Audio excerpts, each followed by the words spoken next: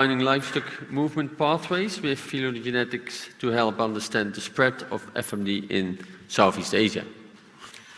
Good afternoon, everyone. First of all, I would like to acknowledge the meeting organizer for inviting me to give a talk about the activities of our CCFMD campaign, which is implemented by the OIE sub-regional representation for Southeast Asia. And before my talk, I would like to first introduce myself as the OIE project officer working with CCFMD campaign. And the talk of today is about to use two very strong tools. One is the animal movement study, and another is the phylogenetic analysis to better understand the FMD epidemiology in our region, in Southeast Asia.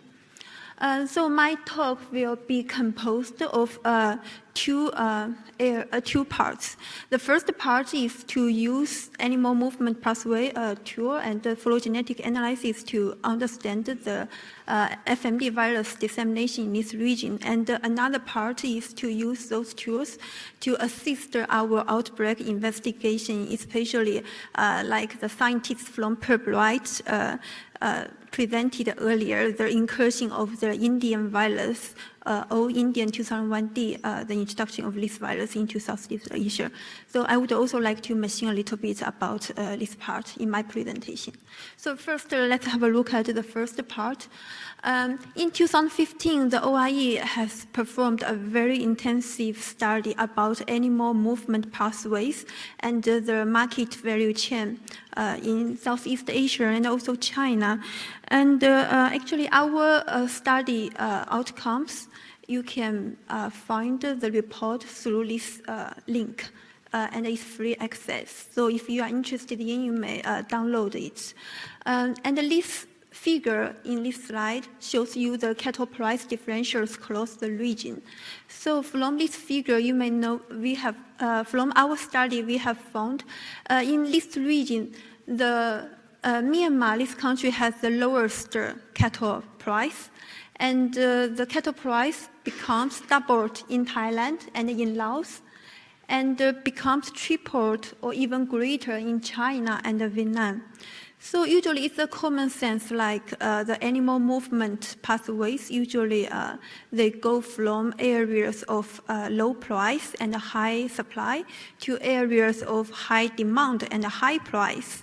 So this is, from this value chain analysis, we really find there is a big differential from the two ends of the value chain. And indeed, Myanmar also, because of its significant cattle population, which is kept mainly for the agricultural activities, but not for meat consumption, those things together make Myanmar the biggest source in Southeast Asia as for animal movements. And China, because of the continuous growth in human population and also the continuous economic development, China has become the biggest recipient of large nominants in this region. So as I explained, usually the animal movement, they flow from high supply to high demand, flow from low price to high price markets.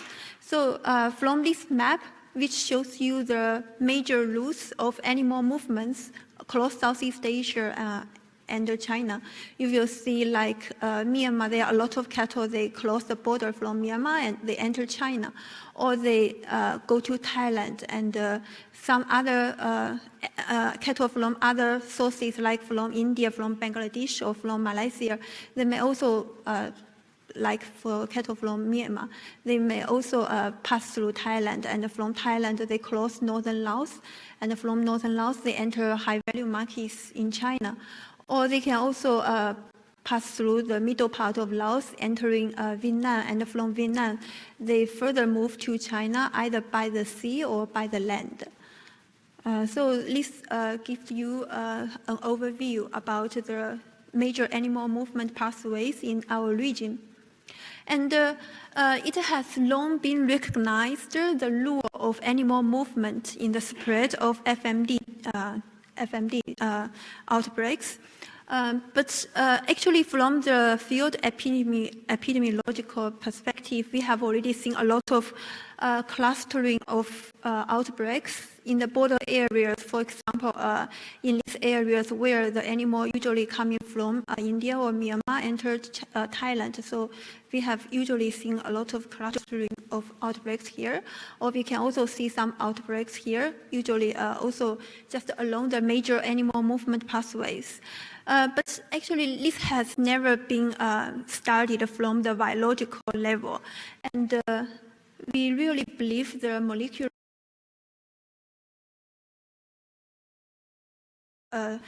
more in-depth insight and a more precise understanding of the dissemination of FMD in the region. So to have a better understanding of this, we collaborated with the OIE Regional Reference Laboratory in Pachon, Thailand. We use actually the reference laboratory in Thailand. They have the viruses submitted from other member countries in the CCFMD region, especially in mainland Southeast Asia, and they perform the phylogenetic analysis to characterize those viruses. So this is a report about the genetic, the phylogenetic analysis of viruses collected from mainland Southeast Asia between 2012 to 2015. And you will see those viruses of the serotype O, they can fall into 8 different clusters in the phylogenetic tree. And viruses within each cluster, of course, they are very genetically close related to each other. And very interestingly, if we have a closer look at the viruses within the one cluster, we will see those viruses, they are often isolated from various neighboring countries. As an example, like the cluster 1 of the serotype O viruses, they can be detected in Thailand, in Laos, in Cambodia, and in Vietnam. All those are close, are neighboring countries. So to have a closer look at it, we spot those viruses on the map. Based on the virus, based on the location and the dates of the isolation of those viruses. So on this map, you will see for the cluster 1 viruses, which is the Myanmar 98 lineage, during the first half year of 2014, those viruses were first detected in Thailand. And in the next 6 months, starting from July to December of 2014, those viruses, they were not only detected in some other areas of Thailand, they were also detected in Cambodia. And in the next 6 months, those viruses were also detected in southern Laos and in Vietnam. So this is only one example about the serotype O viruses. And similarly, RL Pachon, the regional reference laboratory at Pachon, they also characterized viruses of serotype A viruses, which can be classified into 6 different genetic clusters. And again, we see like the viruses within one cluster, they can be detected in various neighboring countries. Like, for example, this is the cluster 6. And they can be detected in Thailand, Laos, and Vietnam. And if we see it on the map, we will see the location of the virus where they were isolated. In the first half year of 2014, those viruses were detected in Thailand. And in the next 6 months, they were detected in Laos, southern Laos, also close to the border with Thailand. And in the first half year of 2015, they were also detected in Vietnam. So we really see a pattern of the virus dissemination that is moving eastwards. And another example is like the cluster 4 of the serotype A viruses. Again, in the first half year of 2014, they were first detected in Thailand, and then in Cambodia. And then in the first half year of 2015, they were detected in Vietnam and in quite several provinces of Vietnam. So if Actually, I would like to call your attention to the fact the trend we have just seen may be somehow affected by the difference of effectiveness of disease detection among different countries in Southeast Asia. Maybe some countries, they have better capacity in disease reporting and disease detection, but this is not at the same level for some other countries. Maybe this can explain a little bit, maybe this can explain there may be some the delay in the detection of FMD viruses in some countries. But still, I want to call your attention to the fact the map we just seen is the virus they are actually disseminating from Thailand to eastward. It's also well aligned with the animal movement pathways in mainland Southeast Asia.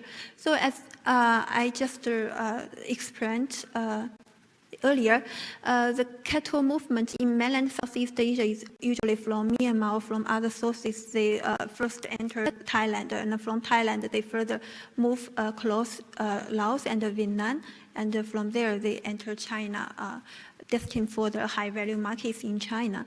So actually, there is really a good agreement with the animal movement pathways and also the FMD virus dissemination pathways here. And the second part I would like to talk about is how we can use the phylogenetic analysis and the animal movement. I just interrupt you because there's just 1 more minute left. Okay, yeah. About how we can use those tools to assist in the outbreak investigation. So this is the phylogenetic analysis of the Indian 2001D isolates from Southeast Asia. And this is from pulverized analysis. So we will see for the Myanmar viruses, they are quite distantly related to the viruses isolated from Laos and Vietnam. And the viruses from Laos and Vietnam, they are very closely related to each other. They have more than 99% identity in the VP1 nucleotide sequences. So this suggests maybe there are at least 2 independent introductions of the Indian 2001D viruses into Southeast Asia. And to better understand the introduction routes, we have did some trace-back investigation, try to identify the origin and also the introduction routes. We know the first outbreak occurred in Laos in April of 2015. But actually from this map on the left, you will see like for Laos, usually the animal entering Laos, they usually should pass through Thailand. Especially if animals, they are originated from India, they should definitely pass through Thailand, and from Thailand they enter Laos. But in Thailand, where the FMD surveillance is very intensive, there is no detection or isolation of Indian 2001D, this exotic virus. So in our outbreak investigation, we think probably it's less likely the incursion is associated with live animal movements. But in fact, we found 5 months earlier than the first outbreak in Laos, there is some importation of buffalo tom from India to Vientiane capital Laos, where the outbreak was detected there. And further from those outbreaks, the next detection was in Vietnam from May to September of 2015. And from the map, you will know there are quite some animal movements from Vientiane capital of Laos to Vietnam, but it's to the northern province. And from northern province, there are some domestic movements from northern to southern parts within Vietnam. In fact, although the outbreaks of Indian 2001D were only detected in southern Vietnam, but the first affected farm reported the purchase of some animals from northern provinces, which is actually the point C here, which is a major animal gathering point and also on the border with Laos. So probably this is likely to be an introduction route for those outbreaks in Vietnam. For the Myanmar, as I just explained from the phylogenetic analysis, it could be very likely to be due to another independent incursion. And the outbreak of Indian 2001D in Myanmar occurred in October of 2015, and it's just on the border with Bangladesh. there were 2 villagers affected, and the investigation found the residents of those 2 villages, they are descendants from Bangladesh, and they are of the same ethnic group, and they have a lot of very close social interactions and a lot of human movements and also animal movements. So there would be no doubt there could be an incursion of this virus from Bangladesh to Myanmar. But here I would like to point, it's a pity because from our field investigation, it would be like Bangladesh and India could be the direct source of the Indian 2001D detected in Southeast Asia. But in Purbright, they don't have the viral sequences of Indian 2001D lineage from India and Bangladesh during the year of 2014 and 2015. So we can't compare the virus genetic data directly as to our Southeast Asian isolates. So would you mind to conclude, because we are running out of time now? Okay, yeah, sorry, yeah. Just 1 or 2 sentences, please. So in conclusion, my presentation highlights the situation in the FMD situation in Southeast Asia is quite dynamic. We can have the incursion of viruses from outside of the region, and it really calls attention to the continuous monitoring of the geneticity and the antigenicity of the viruses within the region. And also the animal movement, the cross-border animal movement is really a very significant risk factor as with regard to the disease dissemination within the region. So the OIE and the country national veterinary authorities, we are collaborating now to try to better manage the cross-border animal movements and to promote safer international animal trade.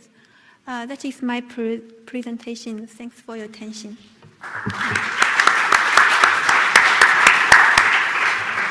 Thank you very much. I think it was an excellent example of bringing together value chain analysis with field observations and with laboratory analysis. Unfortunately, we have to move on with the next presentation to keep in time also with our parallel session. I will advocate that next time you have a keynote speech,